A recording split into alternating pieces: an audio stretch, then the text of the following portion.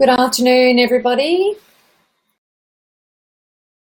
It's good to see we've got 11 people on today's webinar. Excellent.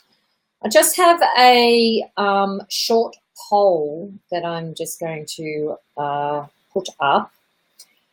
This poll, we're currently reviewing our membership packages at the moment, and I'm interested to hear what you think is the most important part of the membership package.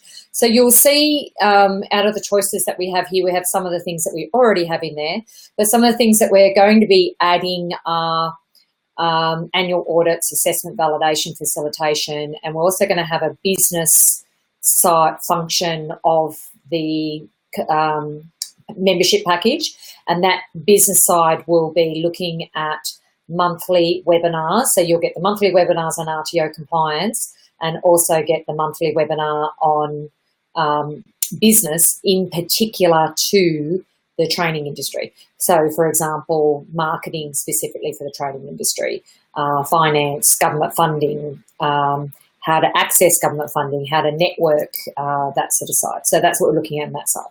We're also interested in what you think is the most important feature to you in what we're currently doing. So we're redeveloping membership at the moment. We're going to have 5 levels of membership. We're looking at doing a PD membership, which are for people who, we're getting a lot of people who are coming to us now who don't want the documentation. They just want the professional development side. So we're going to be just doing a PD membership. And then we're going all the way up to platinum, and the platinum will be the one where we come out and actually facilitate assessment validation. Now, we currently do facilitation of assessment validation. That's a package that we have currently. So if you're interested in that, we can do that. But what we're looking at with the platinum package is basically we will manage all of your compliance. We will include assessment validation where we'll come out twice a year and actually lead and facilitate a validation team, conduct an annual audit at your site. And then what else we're looking at was just 2 days of consultation that would assist you in your consultation. So another one that we've been asked, because a lot of our clients who are on membership currently can't get us to come out and do an annual audit. So we come out and do a systems check on an annual basis. So we're looking at putting that in our business membership package range. Okay, so we've got 4 votes so far, and there's 11 of us online. So if everybody could post a vote, that would be good, of what you think is the number one for you for membership. So it looks like Team of Experts is winning at the moment, which is awesome. Okay, so it's been great. There's actually a couple of people in here I've caught up with in the last month or so, which is good. I've been running around the countryside delivering workshops. So I've been doing RTO compliance and assessment validation. I've actually just on Saturday flew back from Broken Hill. So I was in Broken Hill on Friday delivering an assessment validation workshop, which was really interesting to go out there. So anybody who is interested in a workshop being delivered at their site, we can do that too. We've been trying to get one up and going in Adelaide. We tried to get one going for this week. Well, I was actually going to try and fly out this week, but we haven't been able to get the numbers. But we actually can do where we come out and do a workshop at your site with your team. And that's what I did with Robinson College out in Broken Hill. So I went out there and delivered to just their team. So yeah, any of the workshops we can do that. Next year, we're going to have a range of other workshops that we're going to be offering as well. So there's going to be workshops in the 5 steps to RTO success. So it's going to be more in the business side of the RTO. And there's also going to be some other ones on business development and growth and things like that. So yeah, so it's going to be quite good. I'm going to be basically doing workshops and webinars next year. That will be the main thing that we're doing. The other very exciting news is we've got quite a few CRICOS audits coming up. So we're going to be doing a few of those in the next, really at the start of the year. So yeah, very, very excited to finally be going to audit for our CRICOS clients. So we have about 4 or 5 of them that we're going to audit with. So next year we're going to be starting CRICOS webinars as well. So yeah, so there's going to be lots of exciting stuff. Okay, I'm going to close this poll off. Thank you for all those who have completed the poll. Okay, so today's webinar is on complaints and appeals. This can be the most complicated of the standards. It's often not the most non-compliant. The most non-compliant are standards, or basically standard 1, within standard 1. But with complaints and appeals, we don't have any problems because our complaints and appeals process has gone through as compliant. A lot of new RTOs who are trying to write their own complaints and appeals policy and procedure tend to have a lot of issues with it. So what we're going to do today is actually explain what you need to do with your complaints and appeals, and I'm actually going to go through the documents and how they're to be completed and things like that. So this webinar forms part of your continuous improvement process under Standard 2.2. Following this webinar, you should hold a quality and compliance meeting and include in your minutes that you attended this webinar. You should review the policy and procedure for Standard 6, so looking at your complaints and appeals policy and procedure. And if you identify any opportunities for improvement, you should complete an opportunity for improvement form. You should also review any relating documents to that as well. Okay, so standard was just Standard 6 that we're going to do, which is complaints and appeals process. So Standard 6 is basically that the RTO needs to ensure that all grievances are dealt with in a timely and fair manner by utilising a mechanism to allow students, staff and employers to submit a complaint through a complaints and appeals process. So we have within the student handbook and the trainer's handbook clear instructions on how to submit a complaint or appeal, and there's also a complaint and appeal form attached to the student handbook, so the student can submit a complaint through there.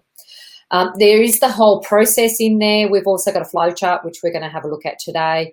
And all complaints and appeals must be acknowledged in writing. So that can be via email. It doesn't have to be in handwriting or a letter or anything like that.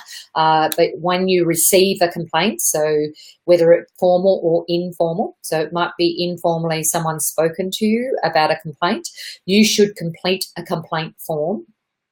And even if they don't want to sign it, you should still complete a complaint form and then acknowledge it in writing by sending an email or acknowledging in writing to the complainant that you have received the complaint and that you will be processing the complaint. As per the policies and procedures, you should resolve the complaint within 60 days. And that's the requirement of the standards as well. Okay. So the difference between a complaint and appeal. A complaint is where a student wishes to make, or it might be a student, or it might be a staff member, it might be an employer, it might be a third party, want to make a complaint because they're discontented with a service or something like that within the organisation. So John, you're having problems hearing. Is anybody else having any problems hearing? I'm using a different microphone, so it could be the microphone. I will listen later to the recording. Okay. Anybody else having any problems with hearing? No problem hearing. Okay, so it must be just you, Sir John. Okay, no problem. Well, you'll get a copy of the recording following the presentation. Excellent. Okay. So the policy and procedure that we have within the policies and procedures manual is how the student can make a complaint against another student, against the RTO, against a third party, or if the RTO staff wish to make a complaint about a third party, or the staff wishes to make a complaint about another staff member or a student. So the whole process for complaints is that you receive a complaint and that you have the process for reviewing that complaint and then giving feedback to the complainant. And then the big thing is making sure that that complaint doesn't happen again within your organisation. So you want to have a look at mechanisms that you can put into place to ensure that you can rectify that situation or the weakness within the organisation so that the complaint doesn't happen again. The big thing that ASCA are looking for, it's not a problem, like it's not an issue if you have a complaint. The issue that ASCA are more concerned with is how you manage that complaint, and that you are keeping in contact with the student throughout the process of the complaint being made, and what you're doing to keep up to date with the complaint. Okay, on the flip side is an appeal. An appeal is where a student doesn't agree with the result that they received for an assessment task or assessments, and they wish to appeal that result. So they disagree with the result that's been given, or the student wishes to have the result reviewed by another assessor, or they wish to be reassessed for the same unit, or the student wishes to change an elective unit because they were not competent in one of the elective units. So they can change. It's up to you to give that option for them to do that. But if it's not a core component of the qualification, you can offer another elective unit. Or it may be that the student believes that they've been discriminated against by the assessor. So we have one complaints and appeals form just to make it easy. So a student can submit a complaint about the RTO or another student or processes or things like that, but they could also submit an appeal where they want to appeal a result within the same form. So we're going to have a look at the form a little bit later. Okay, so Standard 6.1 basically says that you have a complaints and appeals policy and procedure in place, and that you will respond to allegations involving the conduct of the RTO, its trainers, assessors or staff. Also, the student should be able to make a complaint about third party or another learner of the RTO. So the complaints policy should be clear and transparent, where the student can raise a grievance, as I said, against another student, against the RTO, third party, or against another third party, or staff member wishes to do that as well. So this is a nice, easy flow chart for the complaints and appeals. So you have a complaint, you've received a complaint from a student. Now, as I said before, the complaint could be informal. It could be that you've heard something in the hallway, or you've had a trainer who's come up to you and said that a student has said something to you that could be perceived as a complaint. Now, even if you don't think it's going to be a formal complaint, you should recognise it as a formal complaint. And the reason why you should do that is because then you have evidence of that complaint being received, and you can record that complaint within your system and minute it at your monthly meetings. The problem is when you receive a complaint and you I've seen this happen within RTOs where they thought it wasn't a formal complaint because the student hadn't actually put it in writing, but it then did escalate. So it started with just a student making a verbal complaint, and it escalated further down the track. Now, the thing is, you want to, as soon as you receive a complaint, turn it into a formal one, which is just a process of completing a complaint and appeals form. Now, you don't have to get your student to sign the complaints and appeals form. It's good if they do, but if they don't, it doesn't matter. You just are following the process of completing the complaints and appeals form. So when you receive a complaint, this is the process for the student in the handbook. So they should speak to the trainer or the RTO manager or someone within the RTO, and they should complete a complaints and appeals form. So if the student doesn't, you should complete the complaint form for them. And then it's the RTO manager or the CEO's responsibility to follow up on the process to resolve that complaint. So that form should be submitted to the RTO manager or CEO, and then they should go through the process of the form to resolve the complaint, which we're actually going to go through. So if the RTO manager is unable to resolve the complaint, they should be able to bring the complaint up with the third party. Now, sometimes it might be that the CEO or the RTO manager is involved in the complaint. So it might be they want to make a complaint about the CEO or the RTO manager. So you'd need to get a third party involved where the student could then submit that complaint to a third party so that they could go submit that somewhere else. So it's very rare that you're going to have that happen, but you should have a mechanism in place place to bring third party in. So we just have it in the policy and procedure that you will bring in a third party, and that you also can get involved with the Ombudsman, and there's also the National Training Complaints Hotline where they could submit a complaint through there.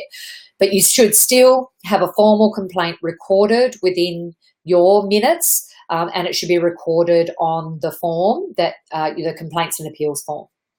So we'll go to the form and we'll have a look at that. We'll just keep going through a few of the standards first.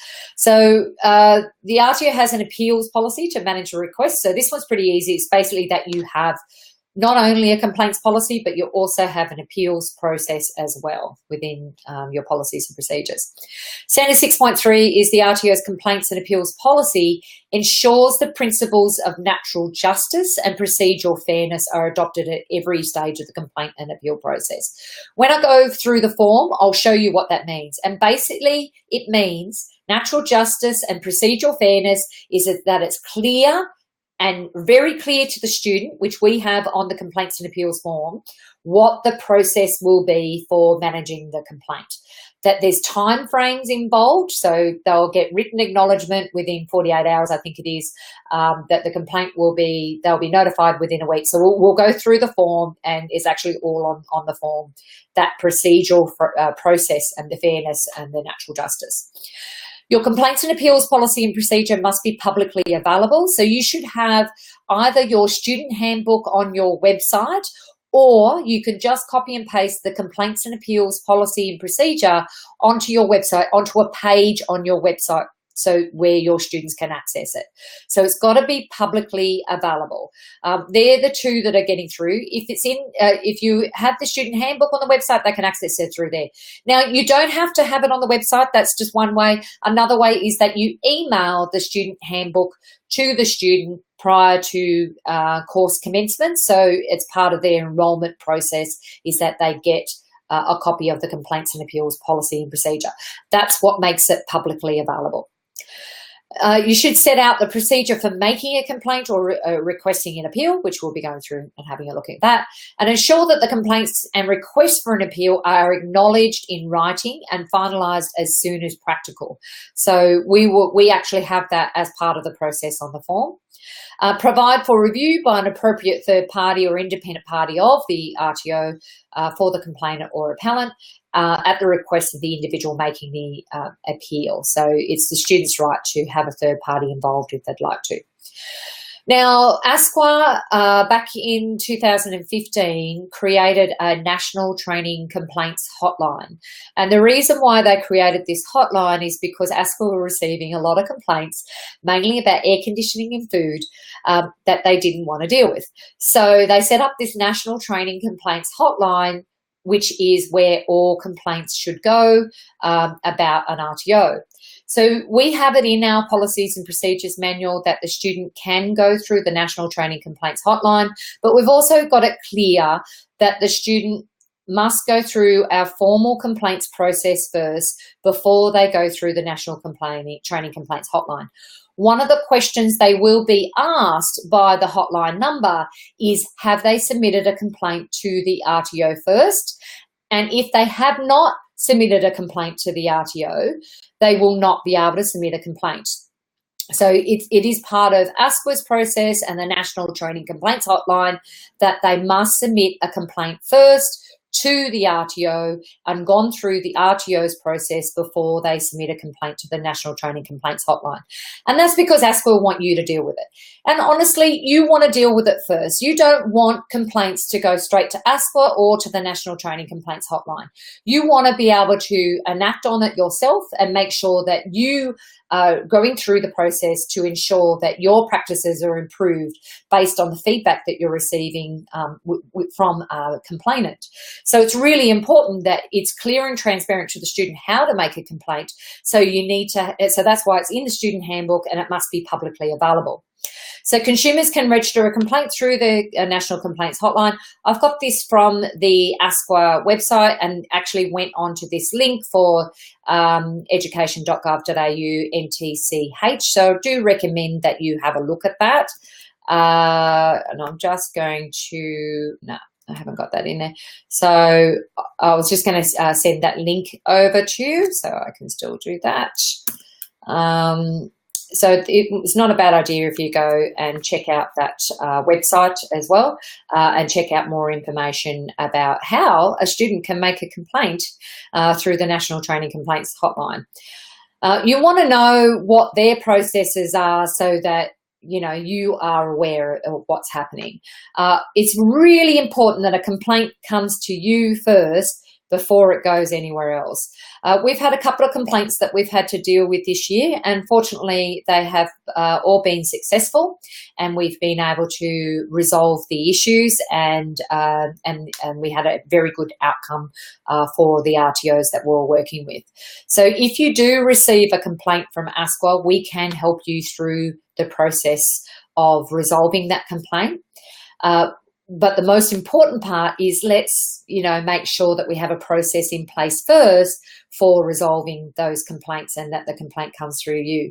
But if you do receive a complaint through your RTO from ASQA, we can certainly help you with responding to ASQA with regards to that complaint. Fingers crossed that doesn't happen, and that you have a good process in place for managing those complaints. Most important part is making sure that you're compliant in the first place. So if you are attending these webinars is excellent, because you're learning what you need to do to ensure that you are compliant at all times. ASQA are more concerned about non-compliances. They're not concerned about food or air conditioning or anything like that. They're more concerned about, are you compliant? And the complaints, they actually ask the student to submit, where are they making a complaint? So is it marketing? Is it training and assessment? Is it the processes? And they'll actually, and which will then relate to a standard, and then you'll be notified from ASQA that you've received a complaint with regards to what standard it is. Standard 6.4, where the RTO considers more than 60 days are required to process and finalise the complaint or appeal to the RTO. The RTO informs the complainant or appellant in writing, including reasons why it's going to take more than 60 days, and regularly updates the complainant or appellant on the process of the matter. It's pretty straightforward. You just keep the student informed, and if it's going to take longer than 60 days, that you keep them informed. Most important part when you receive a complaint is keep the person informed about what's happening. If you keep engaged with them, even if it's going to take longer, it is a really good idea to keep the student engaged and let them know that you are on top of the complaint.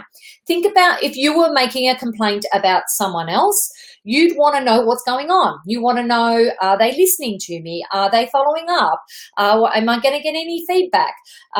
What's going on? Am I going to get what I want? Is it actually part of their practices? They just want to be informed of what's going on through that process of the complaint. So the most important part is keep engaged with them and keep them notified. And every time you contact them, if you contact them by phone, back it up with an email.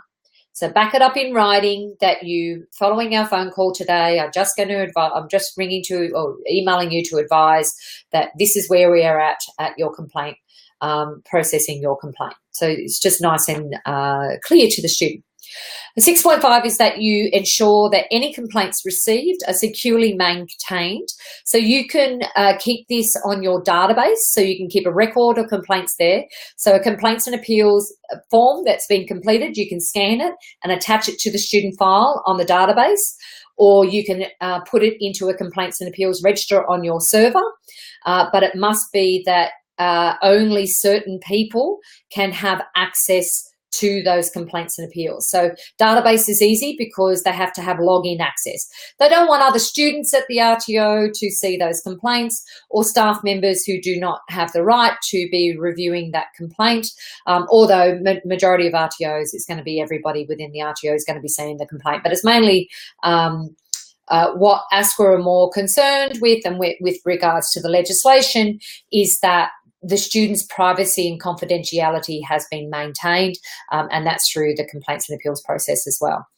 That you also identify potential causes of the complaint and appeal and take appropriate corrective action to eliminate or mitigate the likelihood of reoccurrence. So if you receive a complaint, How are you going to ensure that it doesn't happen again? So more often than not, a complaint and appeal might end up being an opportunity for improvement where you can improve your practices within your RTO. So it might be that you need to complete an opportunity for improvement form following the receipt of a complaint. Standard 6.6 is where the RTO is an employer or a volunteer organisation whose learners solely consist of its employees or members, does not charge fees for the training and or assessment, and does not have a specific complaints and appeals policy in accordance with clauses 6.1 and 6.2. The organisation basically has a policy and procedure in place. It used to be as volunteer organisations, you didn't have to have a complaints and appeals process. Okay, so I'm just going to switch to have a look at some documents now. So I'm going to share my screen. Oh, don't want that one. And we're going to have a look at the complaints and appeals form. Okay.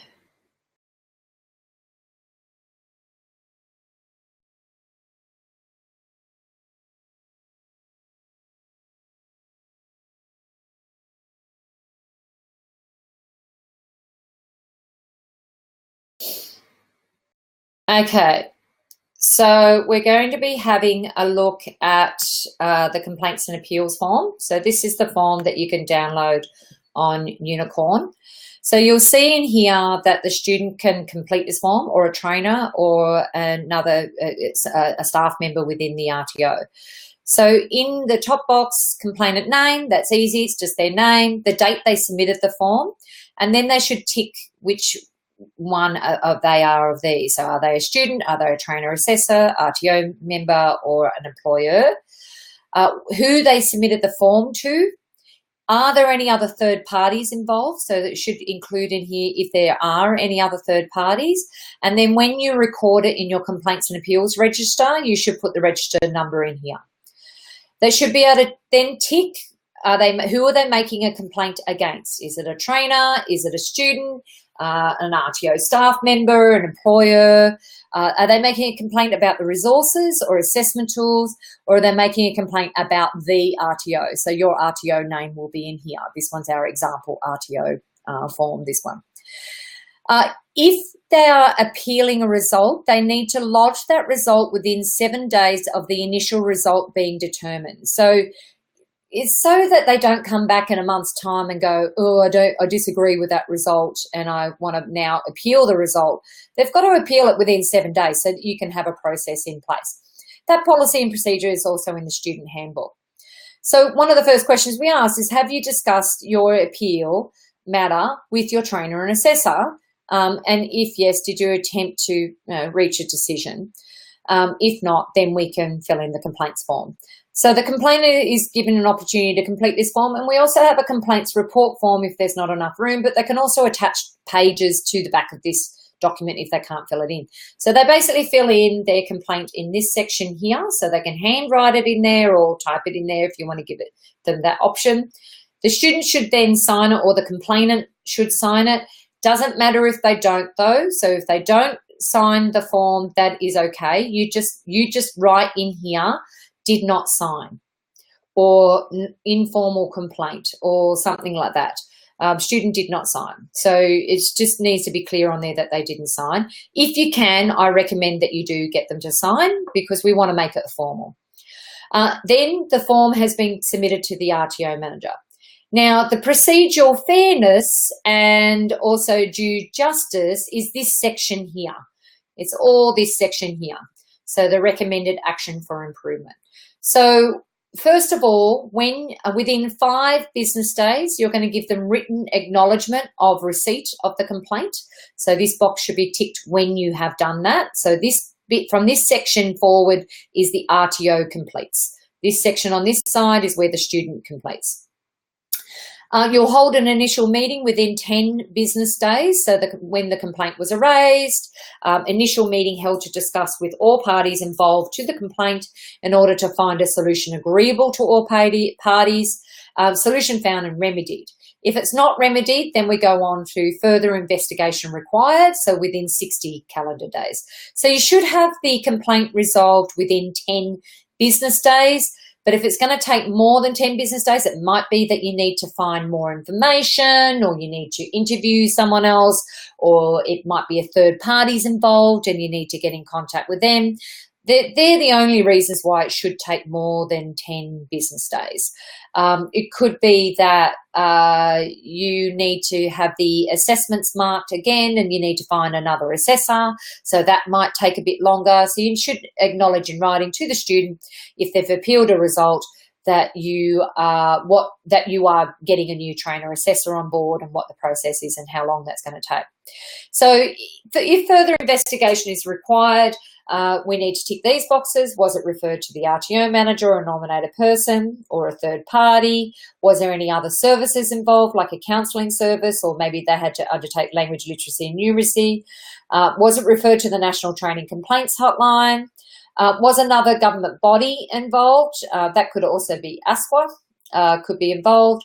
Was there a referral to government funding? So it might have been a complaint about government funding. So it could be under debt or VTG.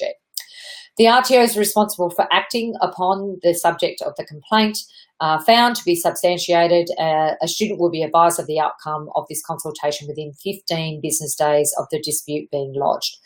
So then you should record here what was the outcome of the appeal and then sign it. Any feedback that you gave to the complaint, so were they happy with the outcome? Were they dissatisfied with the outcome and further action is required? And did they believe that the matter was dealt with in a reasonable time frame? And then just getting them some feedback. Now, from here, is any action that you're going to take? Was an opportunity for improvement identified? And did you complete a form? What date was it done, and who took the action? It should be minuted in the monthly quality and compliance meeting. What meeting was it minuted in, and who actioned that? Was there a policy and procedure updated because of the complaint? What date did that happen? Who was responsible for that action being taken? The complaint was filed in the complaints register. So you should have, we've actually got a spreadsheet that we can use for a complaints register. What date, action, who took the action, and was it cross-referenced in your student database? And what date was that taken? This is the Complaints and Appeals Register. So we have a spreadsheet that you can use where you can put, so this is the Complaints and Appeals number here. You can put the date, the name of the complainant, who complained, so was it a student, was it, we're not doing that. So was it a student? This actually has a pull down menu, which is not working at the moment. It could be student, RTO, staff member, or employer, and then who was the complaint against. I think there we go. So the pull down menu is working down there. And then I think we've got a pull down menu here too. Yeah. So you can actually use the pull down menu to say who made the complaint. So a student made a complaint about an assessment tool. So you can put their name in here. And a brief description is just something that you can use that will identify what the complaint was about. So it could be aged care assessment tool out of date or something like that, okay? And then in the next column should be who's responsible. So you can have it by title, or you can have the name of the person that's responsible and what action was taken. So you should complete the spreadsheet to say what action was taken and what date that was completed. Then when you have your monthly Q&C meeting, you should review these complaints at the meeting. So you should go through by date and review those complaints at your monthly meeting. So that's the register. We also have a complaints and appeals report form. So this is if they run out of space on the other form, they can use this form to attach to the other form, or the only reason why we do this is so just in case they come apart, they've got their name on every page. So if they do it on another piece of paper and attach it to the complaint and appeal form, their name should be on every page and the date. So it just makes it easier if you use this form. So that's the purpose of those forms. Okay, so that is the complaints and appeals process. So I'll stop sharing the screen.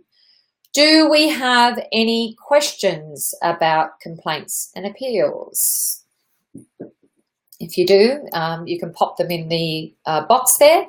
If you don't have any questions about complaints and appeals, I'm ready to answer any other questions that you may have. Also just wanted to let you know, I've got another poll, so I might get you to do another poll. So for those people who are currently on membership, I'd like to get your feedback on what you, I'm not sharing these results with everybody, what you think about our membership so far. So everyone else can't see your feedback, and I can't actually see who completed what. I don't know who's completing this form. I just know how many numbers. So give us your honest feedback about what you think about your membership so far. And yeah, if you are not happy, I'd love to hear more feedback on how we can improve our membership program. So as I said at the start, we are currently reviewing our membership, and we'd love some feedback on what would you like in your membership package. If you could have the optimum membership package where we could provide you with everything, what would that be? How would you see that? Because we're doing this platinum membership package where we've already identified assessment, validation, annual audits, and 2 days of consultation. So what else? What else would there be that you would like for your ultimate platinum membership package if we could assist you? We're finding the membership is quite good so far. With the new membership packages that will be coming out, we will be offering all our current members a discount for the new membership packages. So if you are interested in going up to one of the higher level membership packages, we will be offering a discount for all of our current members. And it will be if they want to go to the platinum membership, or we've also got the business membership, and we're also going to be doing a Cricos only membership, and we're going to be doing an RTO Cricos combined membership. So I will be adding some of those into our membership packages as well. We've identified that the membership has been really good. I love doing the webinars. I really, really do enjoy doing them. I also really enjoy doing the face-to-face time workshops. So we'd love some feedback on other workshops that you would like on how we could assist you with training. What other training would you like? So I'd love any feedback that you can give. I'm following up from this webinar. I will be sending out a survey to all of our current clients about membership and how we can improve our membership package. So I'd love to get your feedback. So it'll just be a short survey, a bit like this one, but a bit longer, where I'm just going to get some feedback on any improvements that you think that you would like to include in membership. If you would like to email me separately and email me with any improvements that you would like to see in our membership package, please email me directly. I've just sent my email address there, so I'll be quite happy to receive any feedback. If you're not happy with our service, so I can see there's one person who's put, okay, I would like more assistance. What assistance would that be? Send me an email. I'd love to hear what that further assistance would be on how we could help you with membership. We want to improve our membership package. Like the whole idea about the Vivacity membership is how can we serve you better and manage your ongoing compliance and make your life easier, make you and your team's life easier. We do compliance day in, day out, every day. That's all we do. We're reading, we're researching, we're going to audits, we're updating. I'm currently reviewing all the policies and procedures. We're going to have a new version come out before the end of the year. So you're going to have a new Q&C manual that will be coming out. We do an annual review, so we're doing a full review at the moment. There's a couple of forms that have come out. There will be more that will be coming out. And I'm also reviewing all our Cricos documents as well. So yeah, anything else that you would like improvements on, would love to hear your feedback on what improvements we could do for our membership package. Okay, so if you have any further questions, so I'll close that poll off. Thank you everybody for completing that poll. It's great to get your feedback. So the only other thing I was going to let you know, if we don't have any questions, any further questions, I'm just going to let you know when we're going to close down in December for the Christmas break. So we'll be closing on Friday the 22nd of December and reopening on Monday the 8th of January. Yes, can you believe it? Christmas is next month. The decorations are out in the shopping centres and we're going into the silly season. So I know I'm getting busy. I've got a lot of trips down to Sydney before the end of the year. I'm catching up with a few clients there. And I've also got a few workshops and stuff that I'm doing down in Sydney as well. So yeah, so I'd love to catch up with you. We've got our next final workshop for the year, which will be held in Newcastle, which will be the RTO compliance and assessment validation workshop. So I'd love to see any clients who are going to be there for the Newcastle one. I'll just get you the dates for those. I think it's actually the end of November, might be start, 20th and 21st of November.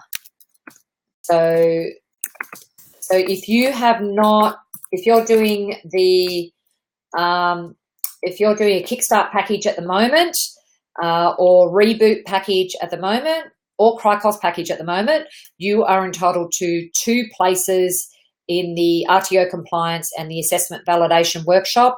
So RTO compliance will be held on Monday the 20th of November and the assessment validation will be the 21st of November. If you haven't registered yet, can you please send Jodie at vivacitycoaching.com.au an email and ask for a registration form. She should have been in contact with you recently with regards to registering for the workshop if you haven't. So if you haven't done it yet or you haven't taken up all places in the workshop, so it might have been that you've attended one day but you didn't attend the other day, please register. These will be the last ones for the year. We have scheduled our workshops for next year, for the whole year, and we're actually doing a whole year timetable now, which will have all of the workshops and all the webinars in it. So you'll have a timetable for the whole year. So we're going to have that go out to our clients. And we're also working on a new membership website where you'll be able to log into the website and get access to all of your webinars and things like that. We're working on that at the moment, hopefully to be released by the end of the year. If not, it'll be in January that we'll have that release. So it looks like I've got no questions. Thank you very much, everybody. We've got a quick one today. So thank you very much for attending today. The next webinar will be on Monday, the 4th of December at 3 p.m. and we'll be doing standard 8 that we'll be going through there. It's a nice, easy one in December because I know everybody's busy in December, so it'll be a nice, easy one there. We'll also be looking at, you've got your quality indicator reporting due in January, February. So we'll be looking at that in January. I have scheduled the webinar in January because I won't be here on the 1st or the 8th of January.